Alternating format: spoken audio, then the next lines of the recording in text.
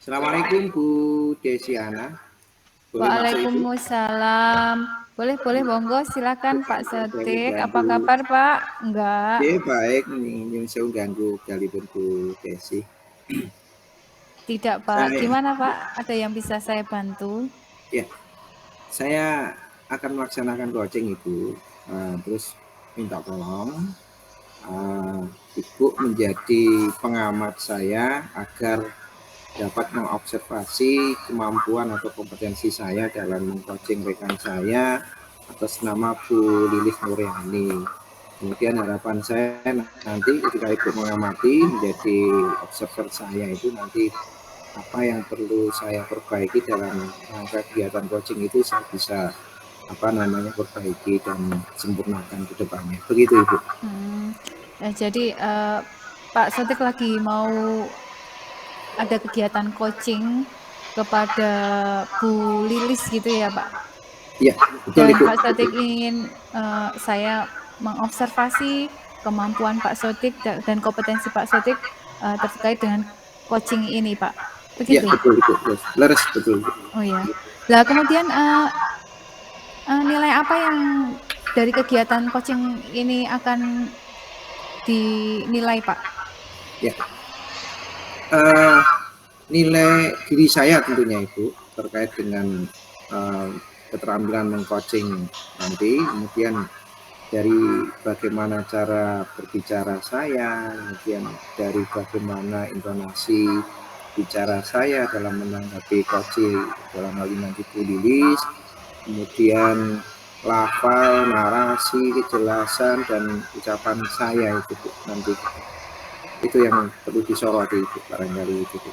Oh ya Pak. Jadi kalau melakukan coaching itu tentunya kan ada kompetensi-kompetensi yang harus kita ini ya Pak miliki ya. Kira-kira kompetensi apa nih yang akan Bapak kembangkan nanti? Ya, tentunya yang ingin saya kembangkan kompetensinya itu ingin menjadi pendengar yang baik, gitu. Kemudian ingin mendengarkan dengan penuh rasa, penuh empati, gitu.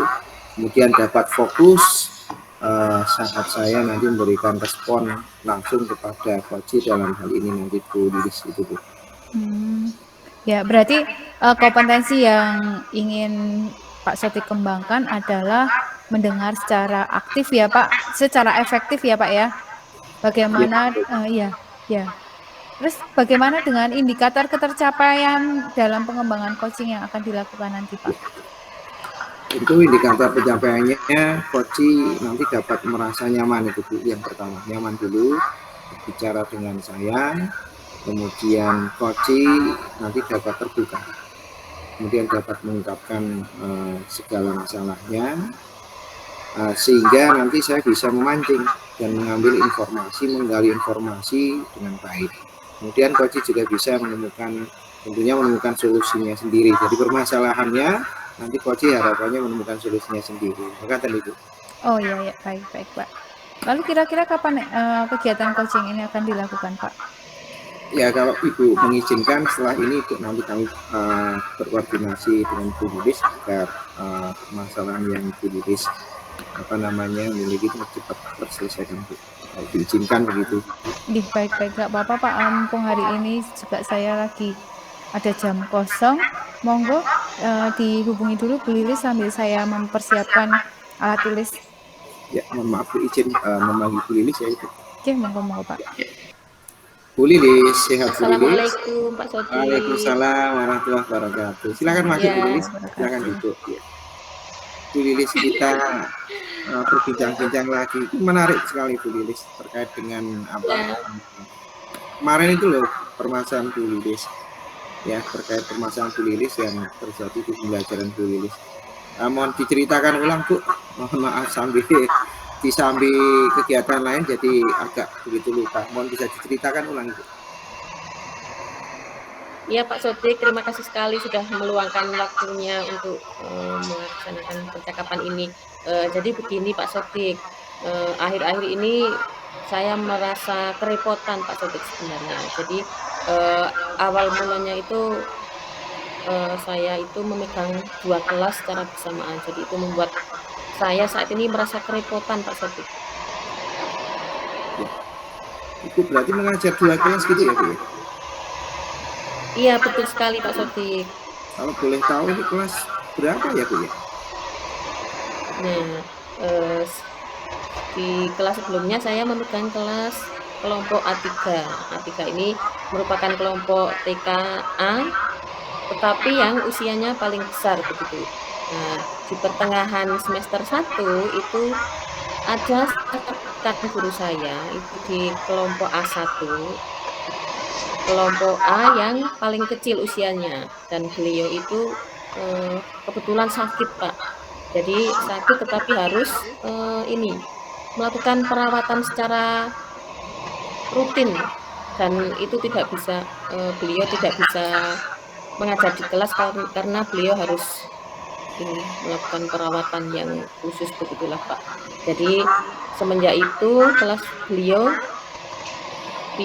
dilimpahkan kepada saya. Jadi saya mulai saat itu, mulai awal pertengahan semester 1 itu saya mulai memegang 2 kelas, dan disitulah asal mula anak-anak itu jadi mulai beradaptasi kembali Pak. Tadinya kelas saya itu sudah mulai mandiri, melakukan apa-apanya, sudah bisa sendiri, dan ketika anak-anak kelompok kecil dan kelompok besar itu digabung, itu menjadi sebuah permasalahan lagi Pak Sodik. Jadi anak-anak yang ketika sudah mandiri kemudian digabung dengan anak yang usianya kecil, jadi mereka itu mulai beradaptasi lagi Pak.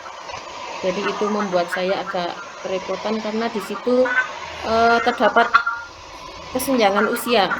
Nah, di situ mulai muncul itu Pak, permasalahan-permasalahan pembelajaran yang menurut saya itu harus diselesaikan secepatnya Pak. Iya. Jadi itu sudah sampai ke identifikasi sebenarnya, Bu. Nah, kalau boleh direbus kembali ke awal, tujuan yang diharapkan dari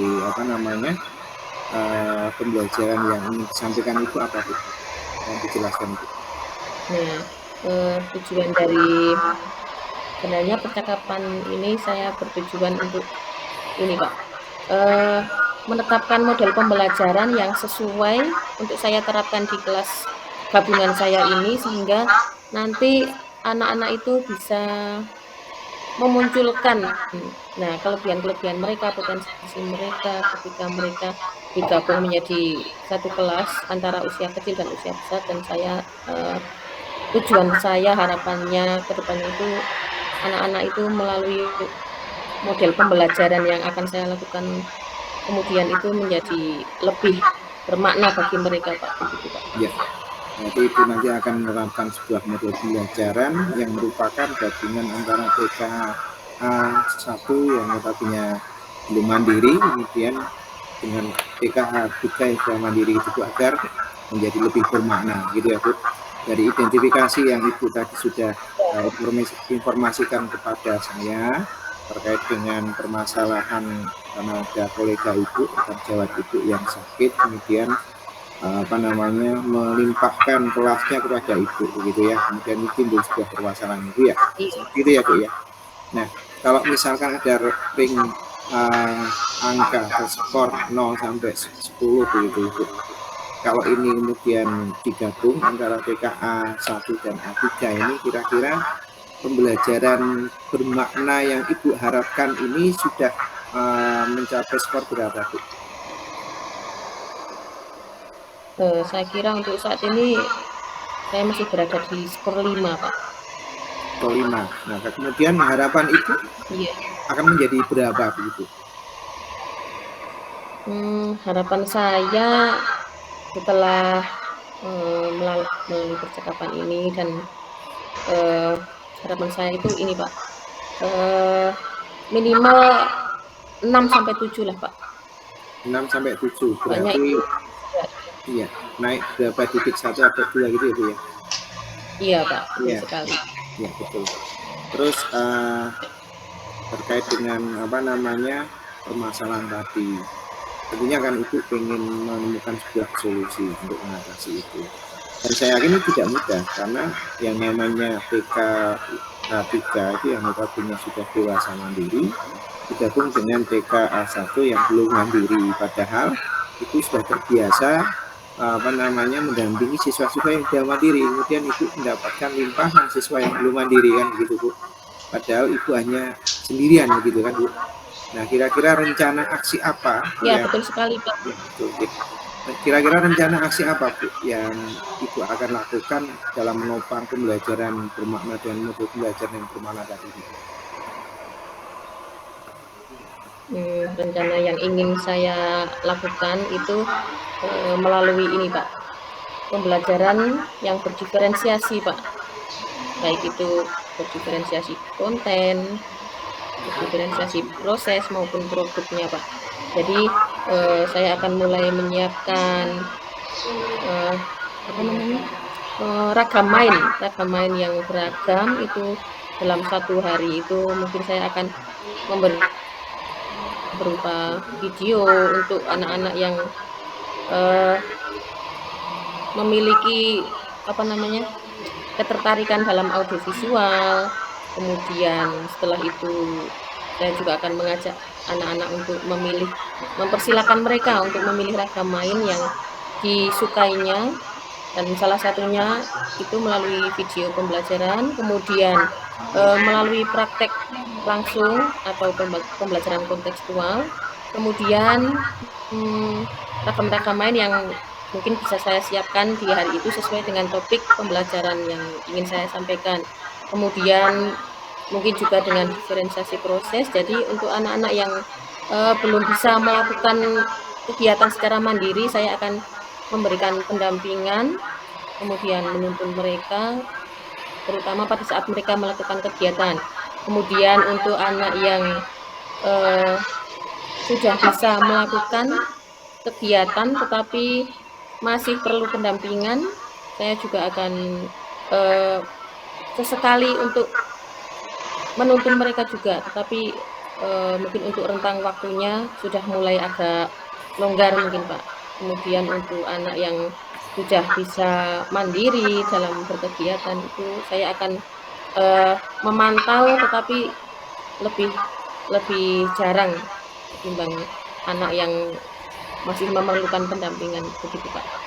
Luar biasa itu, sudah menginformasikan rencana aksinya ya Bu.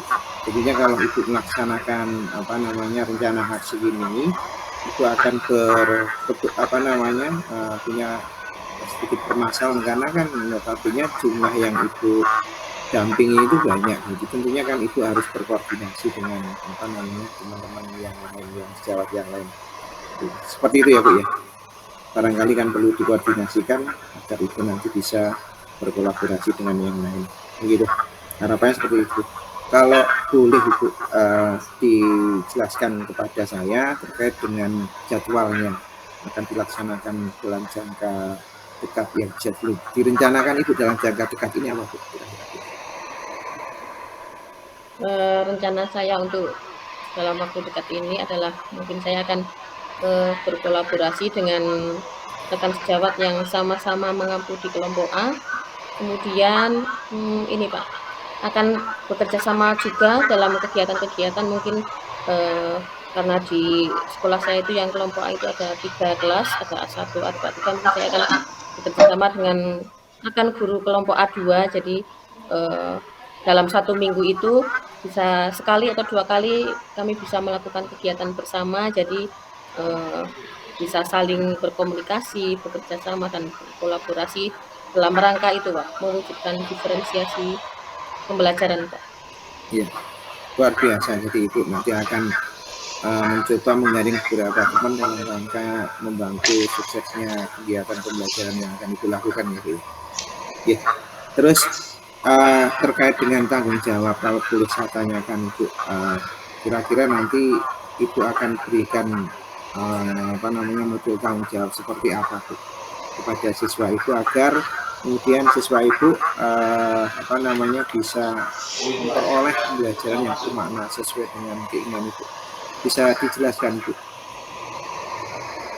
Mungkin untuk tanggung jawab yang ingin saya berikan kepada murid-murid saya itu adalah dengan yang pertama kali dilakukan dengan membuat kesepakatan kelas terlebih dahulu.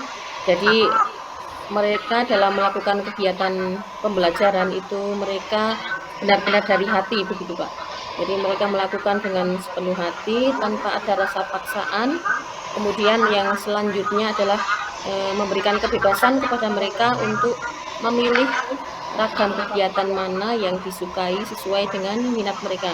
Tetapi tentunya sebagai guru saya juga akan mengarahkan manakala mereka keluar dari topik yang sedang disampaikan begitu Pak mungkin.